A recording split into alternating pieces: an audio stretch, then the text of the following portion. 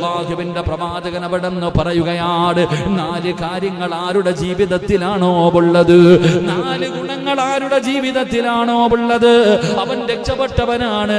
അവൻ ദുനിയാവിലും രക്ഷപ്പെട്ടു, അവൻ ആഖിറത്തിലും രക്ഷപ്പെട്ടു.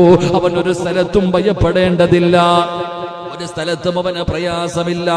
ദുനിയാവിലെ ജീവിതത്തിലും അവന് സന്തോഷമാണ്, നാളെ പടച്ച റബ്ബിന്റെ പരലോകത്തിലും അവന് സന്തോഷമാണ്. പ്രവാചകൻ അവിടുന്ന് ഒന്നാമതായി പറയുകയാണ്, ഖൽബൻ ഷാകിറാ, അല്ലാഹു ചെയ്തു തരുന്ന അനുഗ്രഹങ്ങൾക്ക് നന്ദി രേഖപ്പെടുത്തുന്ന ഒരു മനസ്സുണ്ടല്ലോ, ആ മനസ്സാർക്കാ ഉള്ളത്, അവന്റെ ദുനിയാവും ആഖിറവും രക്ഷപ്പെട്ടു. എന്നിട്ട് മുത്തുനബി രണ്ടാമതായി പറയുകയാണ്,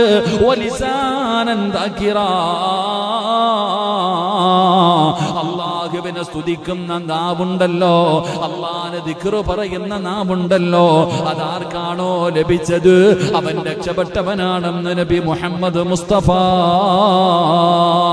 സല്ലല്ലാഹു അലൈഹി വസല്ലമ തങ്ങൾ പറയുമ്പോൾ, മൂന്നാമത്തെ മനുഷ്യനാരാ, വബദനൻ അലൽ ബലാ. അല്ലാഹുവിന്റെ പ്രവാചകൻ പറയുന്ന മൂന്നാമത്തെ ഗുണമെന്തെന്നറിയുമോ? അല്ലാഹുവിന്റെ ഭാഗത്ത് നിന്ന് പരീക്ഷണങ്ങൾ വരുമ്പോ ശമിക്കുന്നതാരാണോ അവന്റെ ദുനിയാവും ആഖിറവും രക്ഷപ്പെടുമെന്ന് ആദരവായ പ്രവാചകൻ നബി മുഹമ്മദ് മുസ്തഫ സല്ലല്ലാഹു അലൈഹി വസല്ലമ തങ്ങൾ പറഞ്ഞു, മൂന്നാമത്തെ കാര്യം, അല്ലാഹുവിന്റെ പരീക്ഷണങ്ങൾ കടന്നു വരുമ്പോൾ ശമിക്കാനുള്ള ഒരു മനസ്സ്. അല്ലാഹു നമുക്ക് ഈമാൻ നൽകി അനുഗ്രഹിക്കുമാറാകട്ടെ.